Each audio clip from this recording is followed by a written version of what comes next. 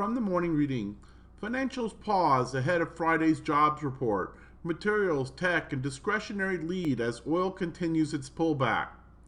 5 of 9 sectors moved higher on Thursday. XLB, XLK, and XLY were the strongest sector, while XLU was the weakest sector. Oil futures fell $1.33 to close at 43.53. Oil is forming a potential bull flag.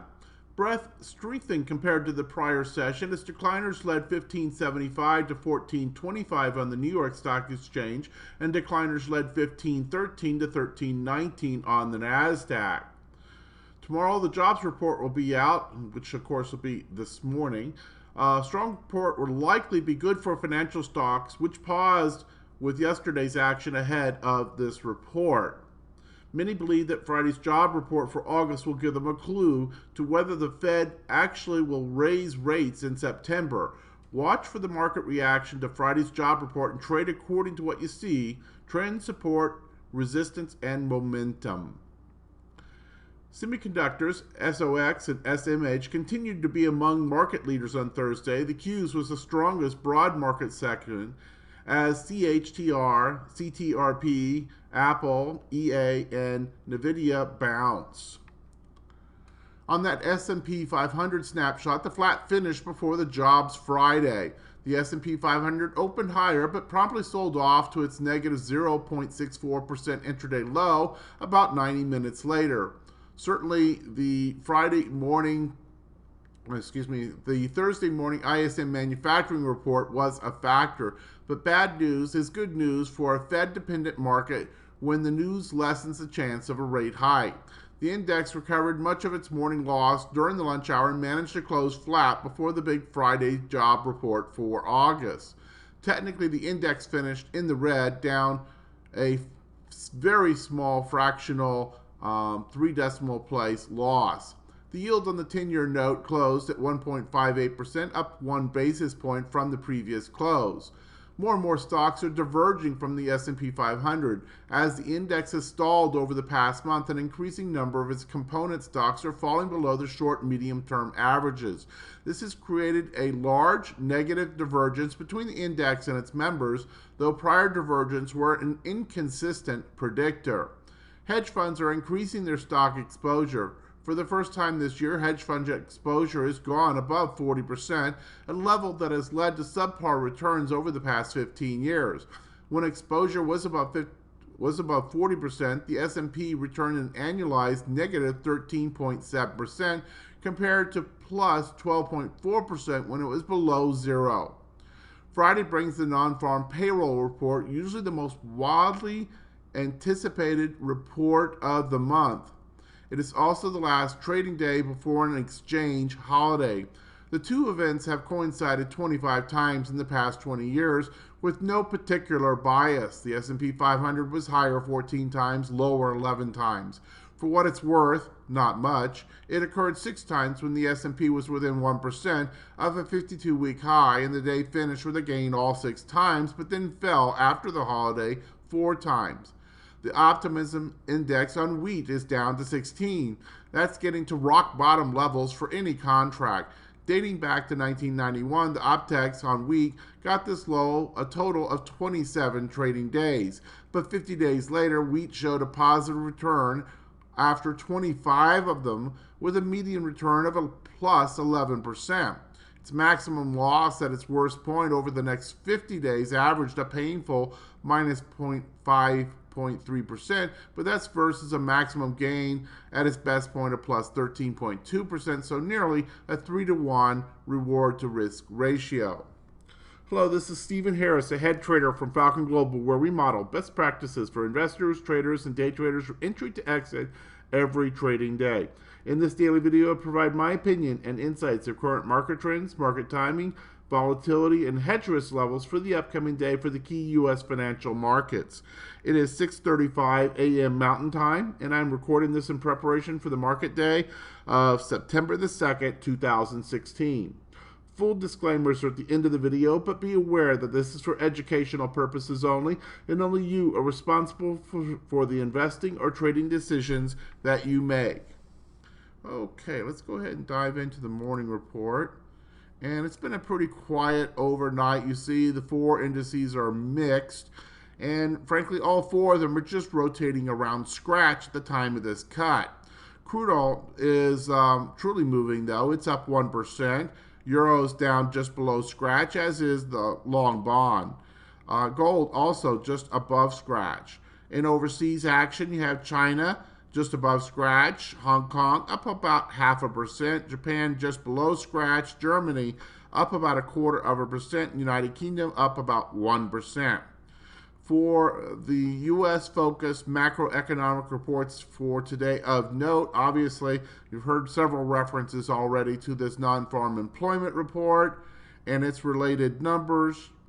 And that really is everything. Well, there is also trade balance and factory orders, so the two other reports that'll be coming out. But everybody's going to be talking about the non-farm employment report and its impact on the potential for a September Fed rate increase. So kind of keep all that in mind. In terms of current volatility conditions, we have a short-term VIX that's at an 11.89, skew relatively benign, just above the warning threshold at a 129. IV percentiles still all very, very low, but not quite as low as they have been in some recent days. 13 on the S&P, 18 on the Russell, 11 on the NASDAQ, and 11 on the Dow.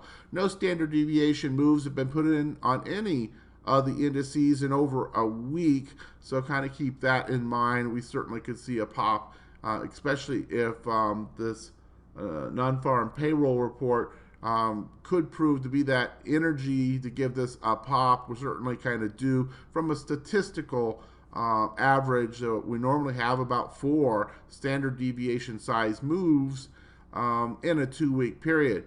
Now, of course, we're also, from a seasonality standpoint, coming into the end of the summer doldrums and leading into the holiday weekend, with Monday being a trade holiday, Labor Day in the United States. So that could have some people taking positions prior to the holiday, but probably mostly flattening positions, not so much entering in new positions. So might have some activity today, especially pushed by the Fed, but likely most of the action is probably going to come after Labor Day as all the traders come back and we get a more complete participation across all the different classes of traders. Let's go ahead and look at the charts for a few minutes. We'll start out with the S&P 500.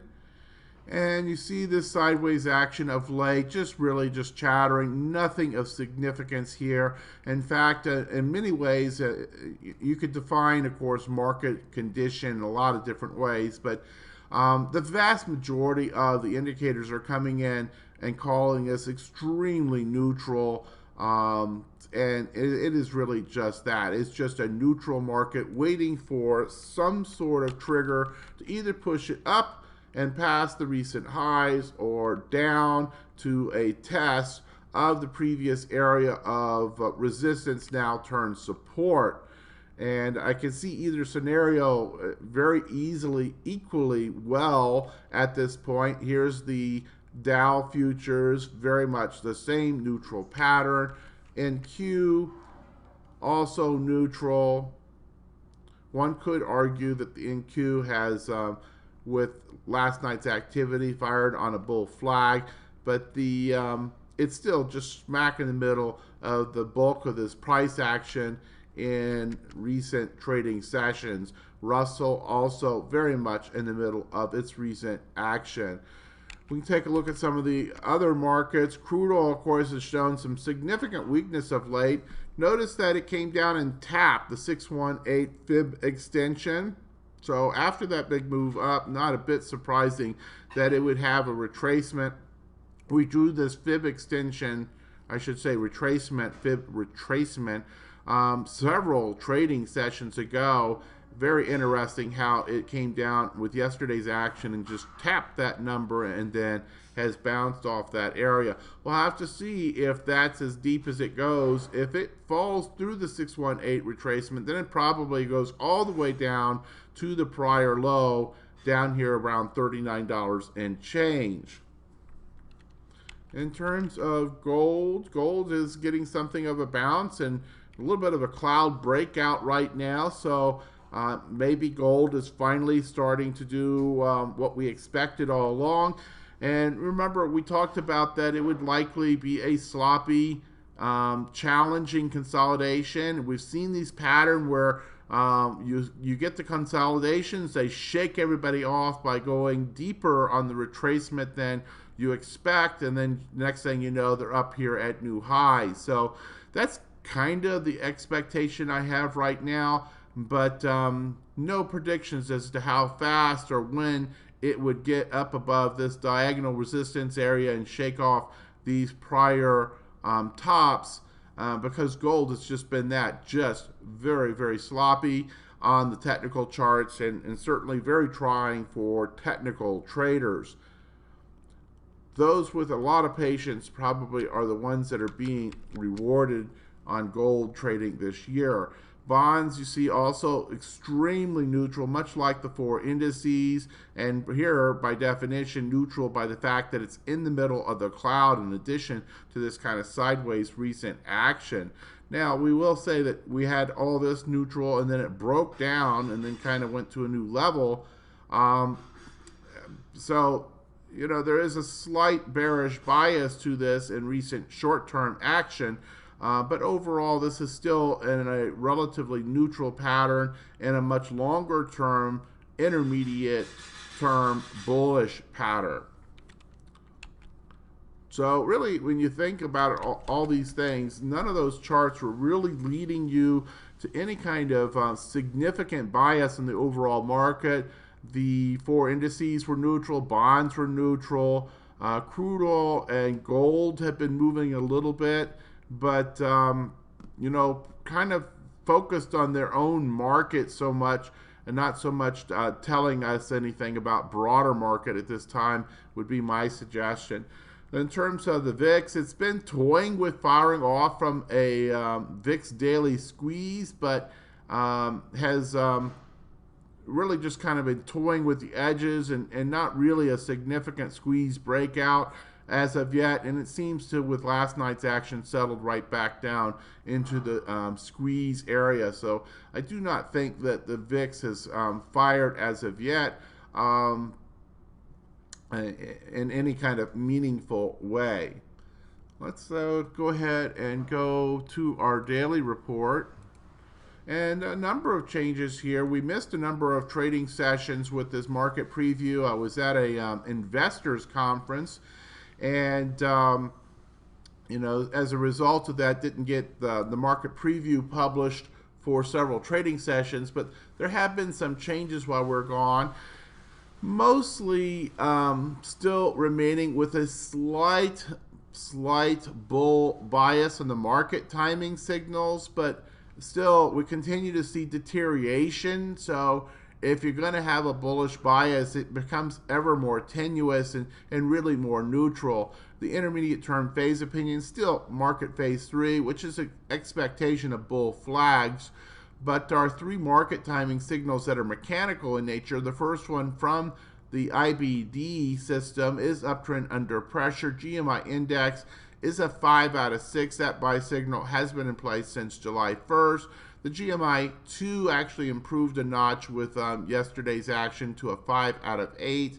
The decision point scoreboard, we got a new signal that in recent days it actually took another neutral signal. So note here on the short term, neutral, bear, mixed, neutral, bear, neutral, bear. It is decidedly not bullish and is at best probably described as neutral in the short term, and certainly our charts support that. Intermediate term continues to hold on to all bullish signal, but the long-term backdrop to all this is also mixed signal. So when you put all this together, this is very much a consensus to a neutral pattern, and on our market timing system. So you should be somewhat careful and cautious, not overly so, but also not just gung-ho bullish, initiating lots of new positions here. In terms of the position sizing opinions, you've got 50% on the one model and 75% on the other model. Intermediate term market posture has also become quite a bit weaker in recent trading sessions, with the S&P, the most important index, at a weak bear. If that drops below a 50, that will go to a strong bear intermediate term market posture. The Dow is already there. NASDAQ also weak bear. Only the Russell really holding on just barely to that severely strong bull intermediate term market posture. If it drops below an 80, that would also go to weak bear. This is, though, supported by a bullish sentiment line that's still intact. So at this point, we expect these weak bears, these kind of small retracements, to be just that, relatively short-lived, relatively little distance achieved, and then probably will flip back over into an intermediate term posture that is more bullish. Strength of the trend still continues to hold up into the upper area, so it can stay there for quite some time. We just seem to be in a bit of a consolidation period at this moment with the information that we have right now. Hedge warning status is somewhat elevated. We're still at level 1, which is the caution light. So again, as we've been talking about with so many of the other indicators and signals, there is reason to be hesitant and cautious at this point. Just don't get overly so yet. In terms of the strategy opinions, the VIX is inside the acceptable window to initiate new positions for novice traders. We are in that magic zone. Covered calls and put selling, conditions not acceptable to initiate new positions for novice traders on either one of those strategies. Though more aggressive traders may want to take advantage of some of these conditions to put in some positions. Perhaps a bit more conservative, using a 1-to-1 ratio of in the money, out of the money strikes. Also 1-to-1 ratio of low beta and high beta. And put selling, that's probably, from a novice trader standpoint, the better place to be looking. And that is if we do get something of a pullback, that could set up some conditions that would allow you to enter new positions from your watch list. Make sure they're reduced position size, perhaps at the beginning. Use out of the money puts with aggressive setups. And then also look at defined risk positions and position size and scale that you are willing to own. In terms of specific warnings, we talked about this VIX daily squeeze. It is still present. Distribution count on the S&P continues to be very high. Skew continues to be just above the caution level. So not a lot of warnings here, and certainly less than we had in recent trading sessions. Many of these that had been in warning status earlier have ebbed off. In the trend-based area, we just have the one kind of warning, and the the key intermarket risk aversion indicators, we have a very kind of mixed. These are just barely risk off. You got one, that doesn't pass the squint test, and we just call that neutral. It's so close. And then two that are slightly risk on. So overall, this is very mixed and not giving any clear signs to any indication one side or the other. In terms of sentiment, the market doesn't have anything in terms of extreme sentiment on stocks or bonds or gold in the short or intermediate term. Fear and greed index just slightly above neutral into the greed area, and you see it's been falling in recent trading sessions from what was once an extremely high area. In terms of sector-specific performance, you see yesterday, info, tech, materials, telecom, consumer discretionary were the best performers, and you see the broad participation in those areas in positive days. On the flip side, almost all the utilities were down. Financials also certainly took the pause. We'll see where they go today with this announcement that will be coming out at any time. In fact, I guess the announcement's probably already out at this point. Just taking a look at the futures. Futures are currently up about 6.5 points, so it seems that the market has responded fairly well to that. Other sector-specific information, you see the short to intermediate term, only the financials are holding up across all three time frames, so definitely been some deterioration as we've gone through recent trading sessions. And then the percent change performance yesterday, very mixed and not particularly high or low on either side of the plus or minus level. Not a lot of movement yesterday one way or the other on any of these sectors to get terribly excited about. Okay, and I think that's probably enough for today. Let's go ahead and wrap this up. We've hit the 20 minutes that we like to try to keep this under. We'll go to the disclaimers. Disclaimers, as always, hit the pause button if you need more time to review. Also note this hyperlink down here at the full set of disclosures. And we'll see you back here. It should be Tuesday morning. Remember, Monday is a market holiday, so back for the next market preview for Tuesday morning session from Falcon Global. In the meantime, certainly continue to seek to learn more about your trade, manage that risk, and everything else will fall into place. Good trading.